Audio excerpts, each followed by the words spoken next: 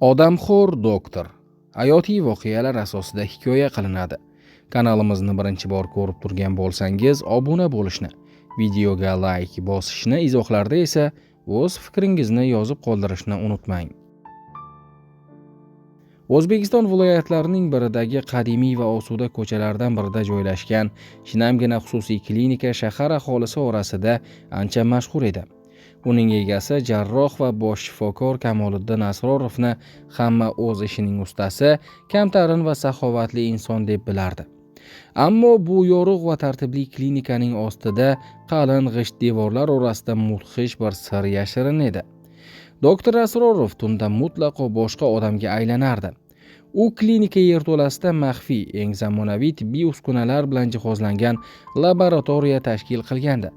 Bu yerda tasodifiy yo'lovchilar, uysiz yoki yolg'iz qolgan insonlar, bemorlar aldanib olib kirilar, so'ngra shafqatsizlarcha o'ldirilib, tana a'zolari qora bozorga sotish uchun ajratib olinardi. Kamoliddin pullar evaziga o'z vijdonini butkul sotgan haqiqiy odamxo'r edi. Voqealar rivoji shahardagi taniqli va tajribali advokat Baxtiyor akaning o'g'li, tibbiyot instituti talabasi Sanjarning yo'qolganidan so'ng rivojlanib ketdi. Sanjar juda mas'uliyatli yigit edi. Shuning uchun uning to'satdan g'oyib bo'lishi otaning ko'ngliga xavotir soldi. Huquq-tartibot organlari qidiruvni rasmiyatchilik uchun boshlagan bo'lsa-da, advokat Baxtiyor aka o'zi mustaqil surishtiruv olib borishga qaror qildi. O'g'lining so'nggi kunlardagi qo'ng'iroqlari va ijtimoiy tarmoqlardagi yozishmalarni sinchiklab o'rganib chiqdi. Qidiruvlar uni shahar chetidagi o'sha mashhur xususiy klinikaga yetaklab keldi. Ma'lum bo'lishicha, Sanjar yo'qolgan kuni doktor Asrorov bilan amaliyot, praktika masalasida uchrashuvga kelishgan bo'lgan.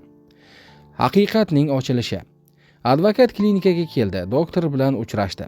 Kamoliddin Asrorov o'zini juda xotirjam tutdi. "Ha, Sanjar kelgandi. Biroq u bilan uzoq gaplashmadik, tezda ketdi. Qayerga ketganini va nima qilganini bilmayman akajon", dedi u ko'zlarini lo'q qilib.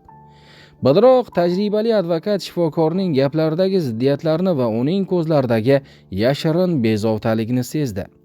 Baxtiyor aka ortga chekinmadi. U tunda klinika atrofida poyloqchilik qila boshladi va binoning orqa eshigidan shubhali qutilar olib chiqib ketilayotganini ko'rib qoldi.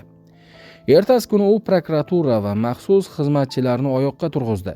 Yetarli asoslar keltirilgach, klinika kutilmaganda tintuv markaziga aylandi.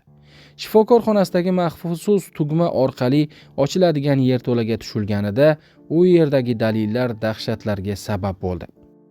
Yerto'ladagi muzlatgichlardan birida Sanjarning va yana bir nechta bedarak yo'qolgan insonlarning tana a'zolari, shuningdek, shifokorning xalqaro qora bozordagi dilerlar bilan yozishmalari yozilgan daftar topildi.